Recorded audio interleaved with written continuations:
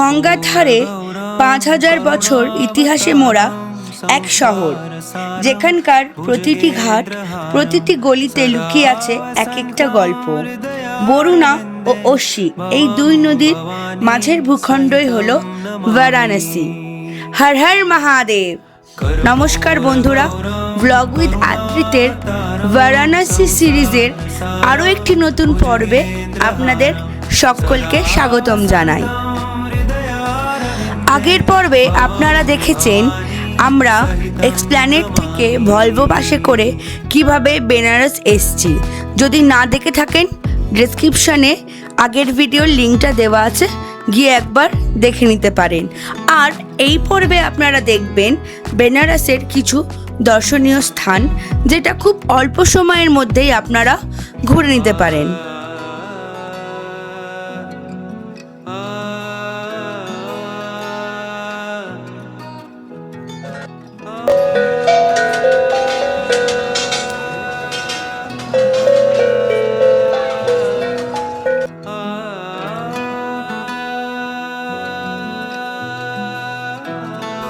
হোটেলের checking time ছিল 12টা, আর আমরা অনেকটা আগে পৌঁছে যাওয়াতেই আমাদের রুম রেডি ছিল না, তাই রুম পেতে আমাদের একটু দেরি হচ্ছিল। সেই সুযোগে আমরা চলে গেছিলাম হোটেলেরই রেস্টুরেন্টে ব্রেকফাস্ট সেরে নেবার জন্য। এই হচ্ছে রেস্টুরেন্ট, আর এই রেস্টুরেন্টের পাশেই আমাদের হোটেল, একদম গঙ্গার ধারে।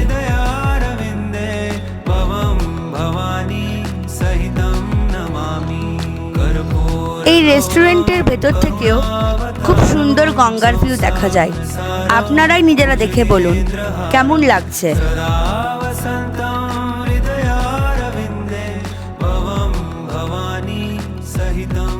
এরপর পুরি, সবজি এবং টক দই দিয়ে আমাদের ব্রেকফাস্ট সেরে আমরা চলে গেছিলাম রুমে ফ্রেশ হওয়ার জন্য।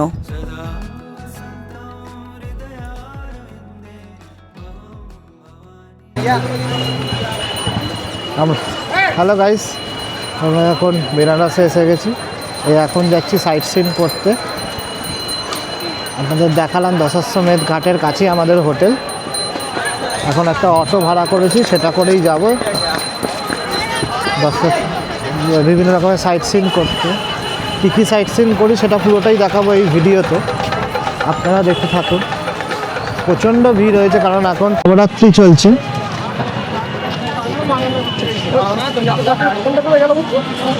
এদিকটা হচ্ছে দশাশ্বমেধ ঘাট, এদিক দিয়ে গেলে আমরা এখন এদিকে যাচ্ছি গদুলিয়া চকের দিকে। ওখানেই আমাদের অটো দাঁড়িয়ে আছে। এই রাস্তাটা সকাল 9টা থেকে রাত্রি 9টা অবধি কোনো রকমের অটো, ই রিক্সা কিছুই চলতে দেয় না, পুরো নো এন্ট্রি থাকে। সকাল 9টার আগে আর রাত্রি 9টার পরেতে যাতায়াত করতে দেয়। এই হচ্ছে কাশী বিশ্বনাথ টেম্পলের 2 নম্বর গেট। আমরা কালকে দর্শন করব। এই হচ্ছে গেট, এটা 2 নম্বর গেট। এটা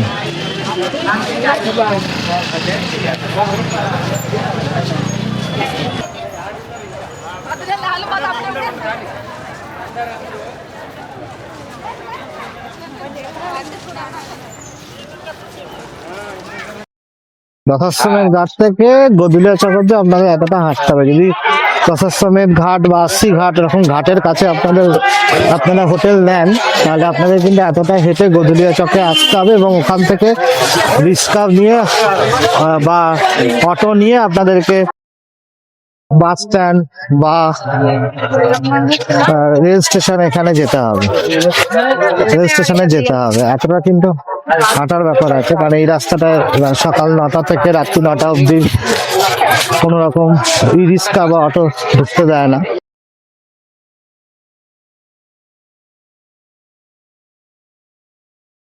দুদিনের ছুটিতে আমরা হঠাৎ করেই প্ল্যান করে চলে এসেছিলাম।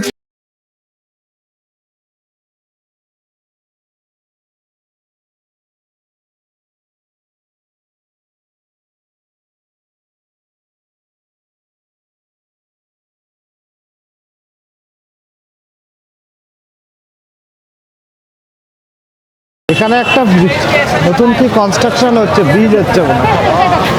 তার জন্য রাস্তা বন্ধ করে দিয়েছে, আরও লাগছে, আরও জ্যাম হয়ে যাচ্ছে। তার জন্য ওখানটা আস্তে আস্তে করে ছাড়ছে সব লোকজনকে, তার জন্য আরও জ্যাম হয়ে যাচ্ছে। এই যে এটাকে বলে গির্জামন। যেখানে পুলিশ চকি আছে, এখানেও প্রচুর হোটেল আছে। আর এর আগে হচ্ছে গদুলিয়া চক। এই দেখুন এখানটা কি তৈরি করছে নতুন, তার জন্য আরও জ্যাম হয়ে যাচ্ছে রাস্তা। আসার সময় খুবই ভিড় পেয়েছি সকালের দিকে, সকালবেলা 10টা সাড়ে 10টার নাগাদ। এখন তাও অনেকটা ফাঁকা।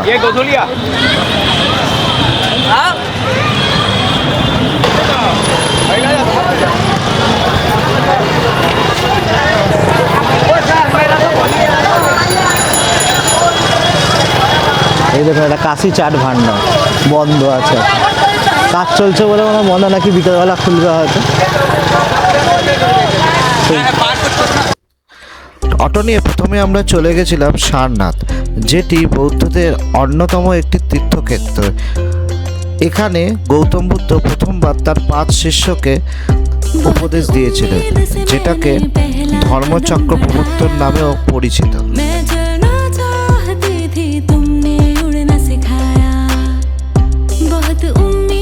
সম্রাট অশোক এখানে অনেকগুলো বৌদ্ধ স্তূপ তৈরি করেছিলেন, যেগুলো আজও ওখানে আছে।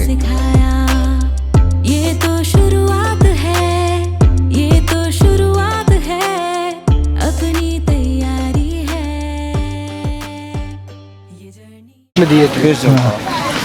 आप जिस प्लेस पे आए हैं, इस प्लेस का नाम है सारनाथ। हाँ सारनाथ क्यों प्रसिद्ध है? क्योंकि ये बौद्धिस्ट प्लेस है। हाँ भगवान बुद्ध ने 5 भिक्षुओं को धम्मचक्र परिवर्तन का प्रथम उपदेश सारनाथ में दिए। वीडियो में ही हो रही है हमारा भी क्योंकि इसी जगह से पूरी दुनिया में बौद्ध धर्म को जाना गया है। चलिए, यहाँ का ये लोकल मार्केट है। भगवान बुद्ध का 4 प्लेस बहुत ही इंपॉर्टेंट एवं धार्मिक स्थल माना गया है। जिस प्रकार हम लोग का है ना केदारनाथ, बद्रीनाथ, काशी विश्वनाथ, प्रयागराज, ऐसे बुद्धिस्ट लोग का भी 4 स्पॉट धार्मिक एवं इंपॉर्टेंट प्लेस माना गया है। और ये 4 में से तीसरा स्थान है। फर्स्ट है कपिलावस्तु लुम्बिनी नेपाल, जहाँ पर तथागत भगवान बुद्ध का जन्म हुआ था 563 ईसा पूर्व में। सेकेंड प्लेस है बोध गया बिहार, जहाँ पर निरंजना नदी के पास पीपल के नीचे बैठ के भगवान बुद्ध को ज्ञान की प्राप्ति हुआ था। और तीसरा है सारनाथ, यहीं पर उन्होंने पहला उपदेश दिया था। लास्ट कुशीनगर गोरखपुर, अपने 5 शिष्य को। जी हाँ, लास्ट कुशीनगर गोरखपुर, जहाँ शरीर से महापरिनिर्वाण हुई थी। और इन 4 जगहों महत्वपूर्ण मेन माना गया सारनाथ को। यहाँ का ये मेन टेम्पल है। ये मेन टेम्पल,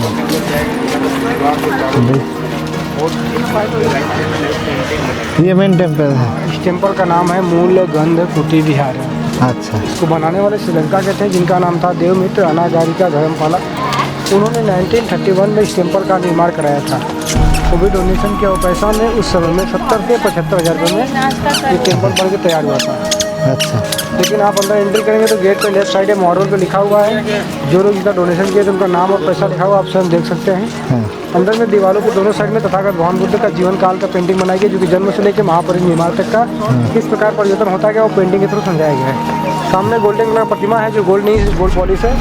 स्टेचू को पॉलिश करने के लिए दीवारों पेंटिंग बनाने के समय 4 ईयर्स का लगा था, जो कि जापान के 2 कलाकार थे, जिनका नाम था नोतेशु कोसु। अच्छा, उन्होंने 4 ईयर्स में किया था 1936 से।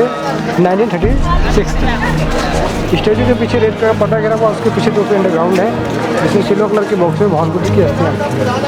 ये 1 साल में 2 बार निकल रहे थे, काफ़ी पूरे मूर्ति।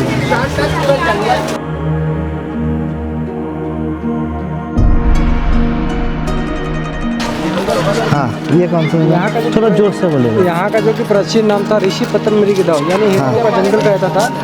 आज के 2600 साल पहले जब भगवान बुद्ध यहाँ पर आए थे। अच्छा, और यहाँ पर कुछ नहीं था, पूरा जंगल एरिया था।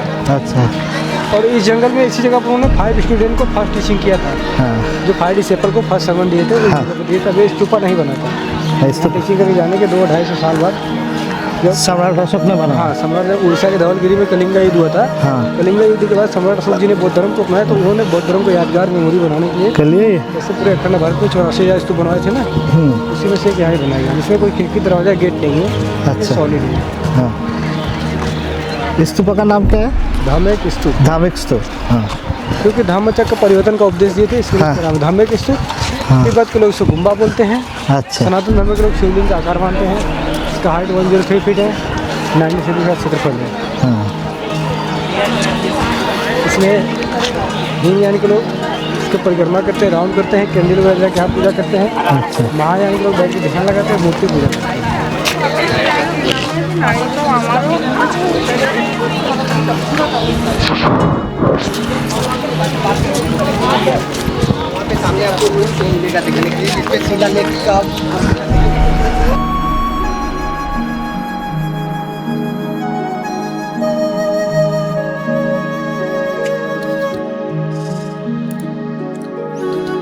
এটি হলো ধামেক স্তূপ, যেটি বৌদ্ধদের কাছে একটি ঐতিহাসিক স্মৃতিস্তম্ভ, যা বুদ্ধের প্রথম ধর্মোপদেশ দেওয়ার স্থানকে চিহ্নিত করে।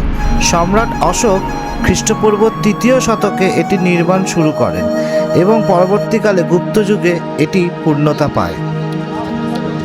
এটি ৪৩.৬ মিটার উঁচু ইটের কাঠামো।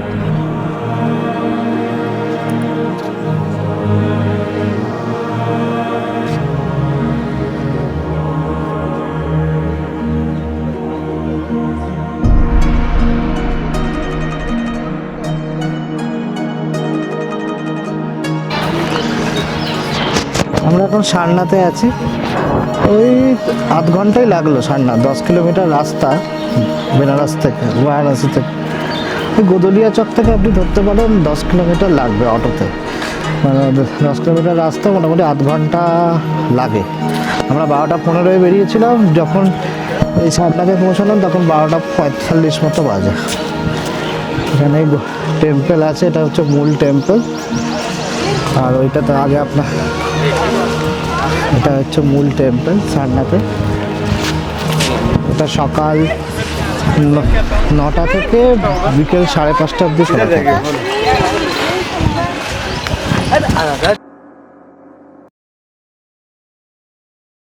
এখানে জুতো রাখার র্যাক আছে ফ্রিতে, আপনারা এখানে জুতো রেখে তবে মন্দিরের ভেতরে প্রবেশ করতে পারবেন।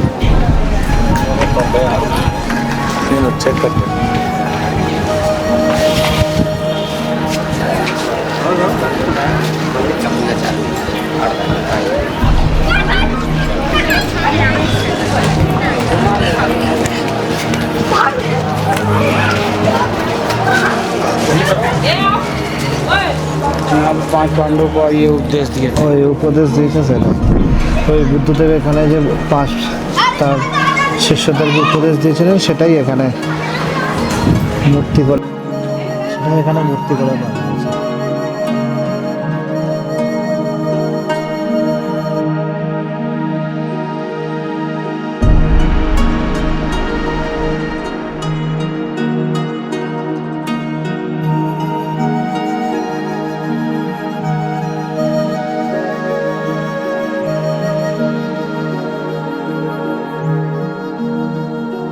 बिहार में है, जहाँ पर भगवान बुद्ध ने बैठ के तपस्या करके एनलाइटमेंट हुआ। सेकंड प्लेस श्रीलंका में एक गाँव पड़ता अनुराधापुरम, वहाँ पर लगाया गया था। वहाँ पर सम्राट अशोक जी का बेटी और बेटा लगाया था, जिनका नाम था महेंद्र और संघमित्रा। वहाँ से आना करके धर्मपाल जी और 1932 में रख के 3rd सैपलिंग यहाँ पर लगाया गया। और आज के 26 साल पहले कैसे टीचिंग के लिए कोई दिखाता नहीं, इसी का ये म्यांमार द्वारा बर्मा कंट्री लोगों द्वारा 1988 में काल्पनिक तौर पर कल्पना कर दर्शाया गया है। 5 डिसाइपल का नाम है कौंडन्या, वप्पा, भद्या, महानमा, ईश्वर जी। इससे प्रथम उद्देश्य 5 संघ की स्थापना की थी। इसको प्रेयर बोलते हैं। धम्मचक्र का परिवर्तन का प्रेयर व्हील, जैसे हम लोग माला का जाप करते हैं ना, ओम नमः हाँ, शिवाय हाँ, करते हैं, हाँ। इसे क्लॉकवाइज रोटेट करते हुए ओम माने जो मैंने किया अभी। हाँ, ओम माने पद्मे यानी बुद्धम शरणं गच्छामि, धम्मम शरणं गच्छामि, संघम शरणं गच्छामि का जाप करते हैं, 1 राउंड लगाते हैं, मन को शांति मिलता है। लोग मन में मन्नत मांगते हैं, इसका मन्नत पूरा था, नेक्स्ट टाइम बोलते फ्लैग बांधते हैं। ये घंटा है पूरा 8 मीटर का, 2010 किलो का।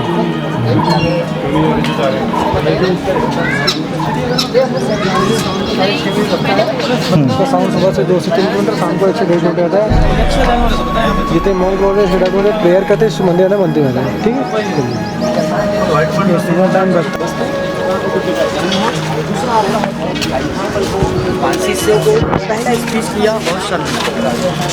ये सम्राट अशोक जी हैं, जिन्होंने कलिंगा वार के बाद बौद्ध धर्म का एक्सेप्ट किया, इनका धर्म प्रचार किया था। तो मंदिर को बनाने में श्रीलंका के अनागारी का धर्मपाल जी हैं, जिन्होंने इस टेम्पल का निर्माण करा था। इनका जन्म 17 सितंबर 1864 को हुआ था, डेट हुआ था 1933 को इस जगह शांत हुआ, ठीक है। इनके वंशज मौर्य लोग हैं। हाँ अरे जाएंगे, उसमें जाएंगे। मेन मंदिर देखने के बाद हम लोग देखेंगे बोधि थी यहाँ भगवान बुद्ध ने ज्ञान की प्राप्ति की, उसी का एक साधन है।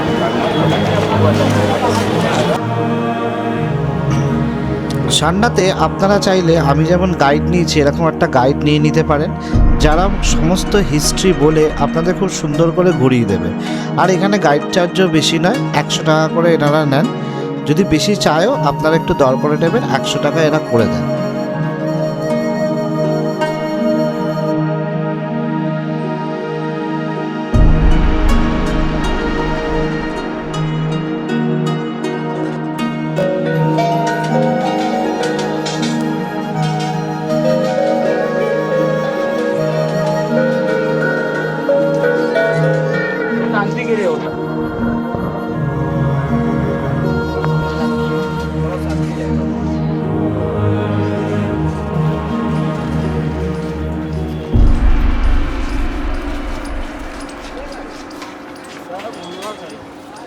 नारियल पियेंगे?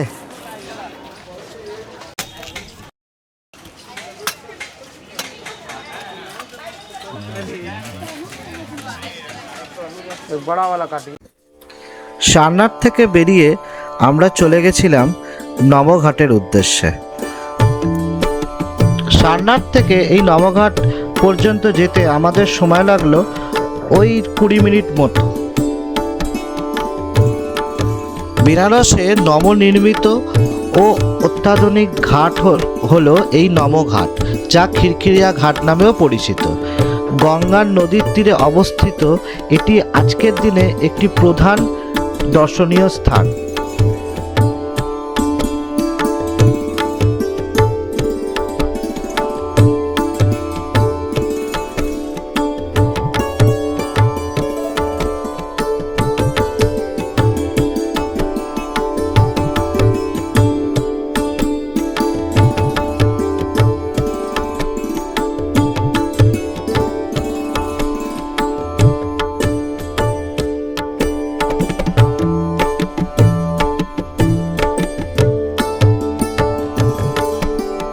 এই ঘাটটি খুবই পরিষ্কার পরিচ্ছন্ন আর খুব সুন্দরভাবে বাঁধানো, সাজানো গোছানো। এখানে আপনারা যদি সূর্যাস্তের সময় আসেন তাহলে আমার মনে হয় খুবই সুন্দর লাগবে আপনাদের। এই নবঘাটে কিন্তু ক্যামেরা অ্যালাউ করে না, ফোন দিয়ে আপনারা ভিডিও করতে পারেন, বাট ক্যামেরা কিন্তু কিছু অ্যালাউ করে না।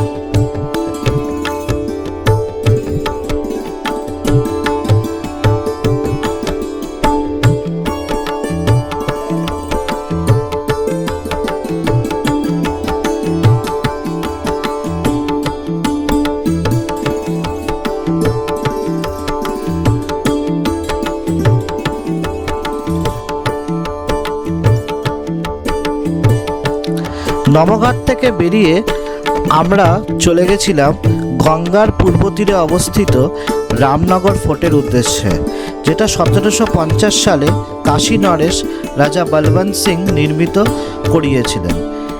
এটি লাল বেলেপাথর দিয়ে তৈরি। এই দুর্গটি কাশীর রাজপরিবারের বাসভবন ছিল।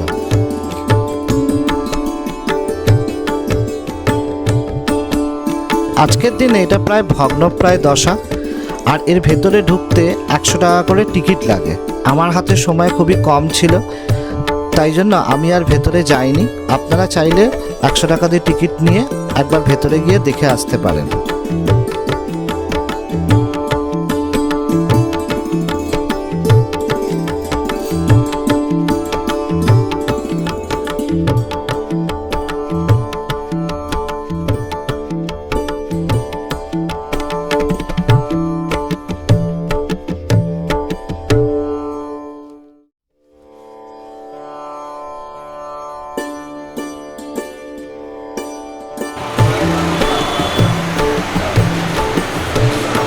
कितना करके है लस्सी? 60।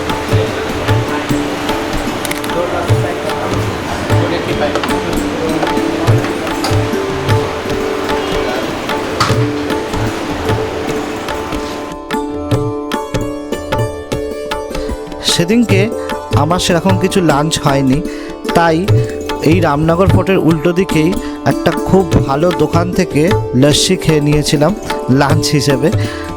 লস্যি নিয়েছিল 60 টাকা করে।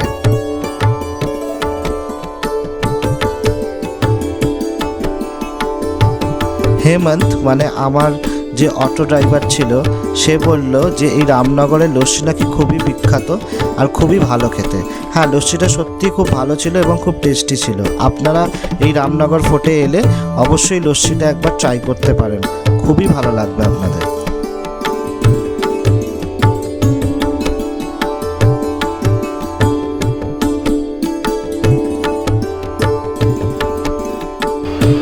টাকা করে দাম খেয়ে দেখি,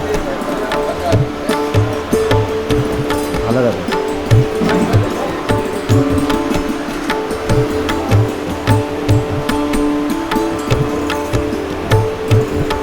ভালো থাকে।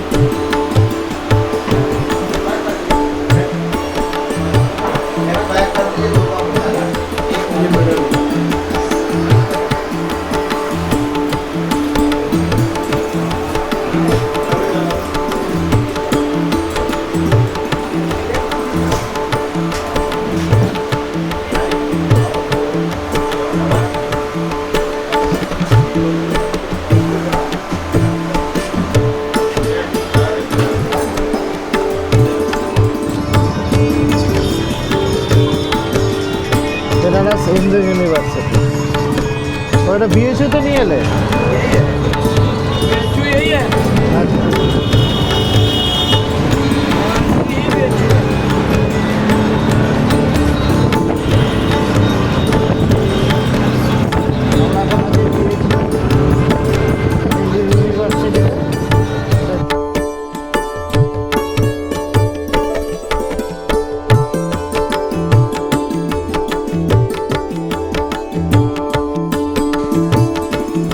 রামনগর থেকে আমরা সোজা চলে গেছিলাম বিএইচইউ ক্যাম্পাস। আর এই বিএইচইউ ক্যাম্পাসটা আমরা অটো করেই ঘুরে নিলাম কিছুটা। তারপরে এই বিএইচইউ ক্যাম্পাসের ভেতরেই আছে বিড়লা মন্দির।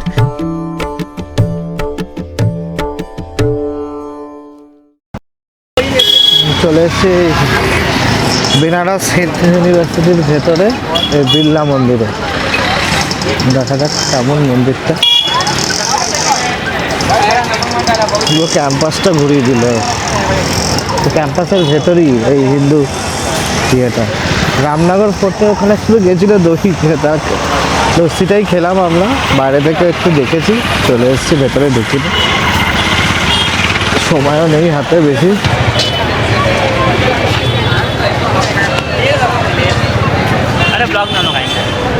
এই যে বিড়লা মন্দির,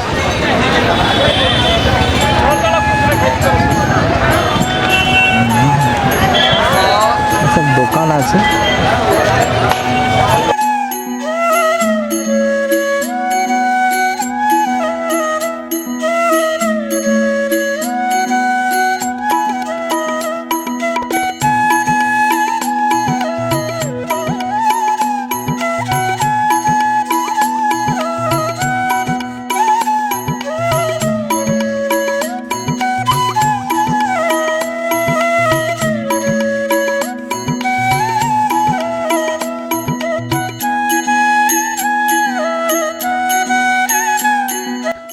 এই মন্দিরে ঢুকতেই এরকম সুন্দর সুন্দর কিছু গিফট শপ আছে, যেখানে পেন্টিং আরও অনেক রকমের জিনিস পাওয়া যাচ্ছে। আপনারা চাইলে বাড়ির জন্য বা আপনাদের প্রিয় মানুষের জন্য গিফট এখান থেকে নিতে পারেন। এগুলো সব গদুলিয়া চকেও পাওয়া যায়, বাট এখানেও পাওয়া যাচ্ছে। আপনারা চাইলে এখানে ঘুরতে এলে এখান থেকেও নিতে পারেন।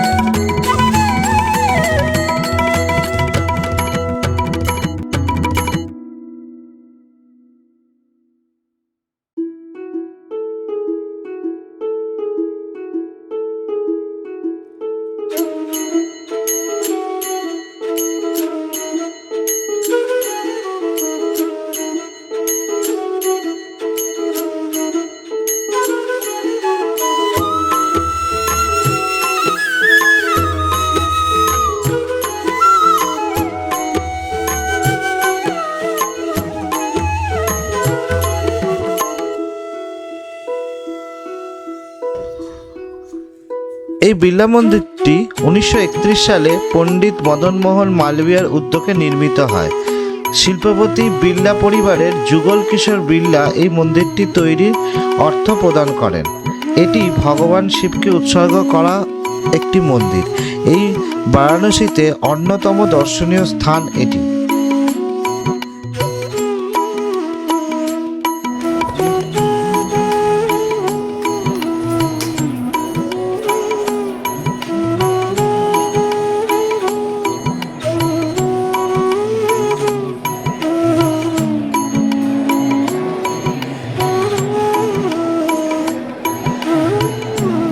এই মন্দিরটি 1959 সালে জনসাধারণের জন্য সম্পূর্ণভাবে খুলে দেওয়া হয়। এই মন্দিরটি একটি নতুন ও আধুনিক বিশ্বনাথ মন্দির হিসেবে পরিচিত। এই মন্দিরটি বিশ্বনাথ মন্দিরের প্রাচীন রূপ ও স্থাপত্যকে অনুকরণ করেই তৈরি করা হয়েছে। মন্দিরটি সম্পূর্ণরূপে সাদা মার্বেল পাথর দিয়ে তৈরি।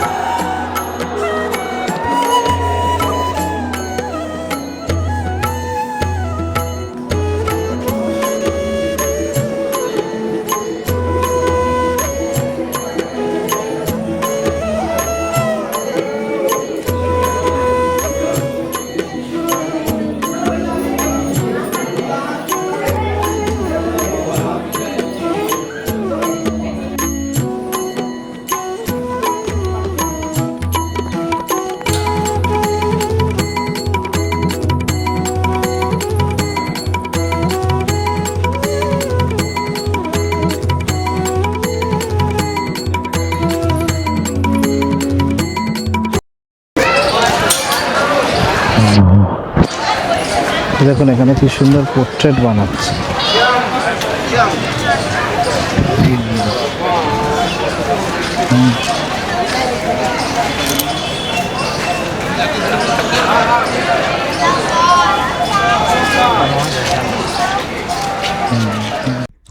এরপর আমরা আজকে শেষ দর্শনীয় স্থান দুর্গামাতা টেম্পল দেখতে চলে গেছিলাম। এটা সময় লাগলো বিএচইউ ক্যাম্পাস থেকে ওই 8 ঘন্টা মতো।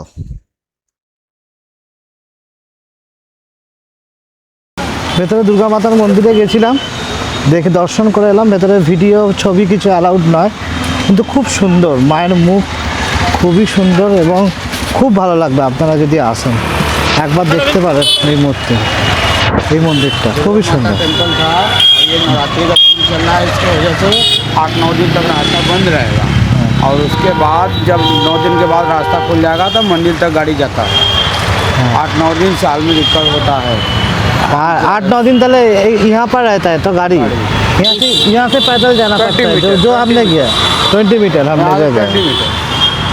আর যেহেতু নবরাত্রি চলছে সেহেতু খুব সুন্দর করে সাজিয়েছে মাকে, খুব সুন্দর লাগলো। भैया ने बहुत अच्छे से घुमाया, बहुत अच्छा सब कुछ टाइम के मुताबिक कर दिया। ठीक है, एक बोलो। बाकी मेरा मोबाइल नंबर है 7390868755। ले सकते हैं, बहुत अच्छे से घुमाया, बहुत अच्छे तरह से हिस्ट्री भी बोल के घुमा दिया। जो भी आपका आएगा आपको वीडियो देख के अच्छे से घुमाएगा और अच्छे से घुमाएगा। ठीक है, थैंक यू। সাইটসিং শেষ করেই আদ্রিতের বাবা সোজা চলে এসেছিল হোটেলে। আর তারপর আমরা তিনজনে মিলে বেরিয়েছিলাম দশাশ্বমেধ ঘাটের উদ্দেশ্যে সন্ধ্যা আরতি দেখব বলে। সন্ধ্যা আরতি দেখা ছাড়াও আর কি করলাম সেই সমস্ত কিছু নিয়ে আসছি পরের এপিসোডে।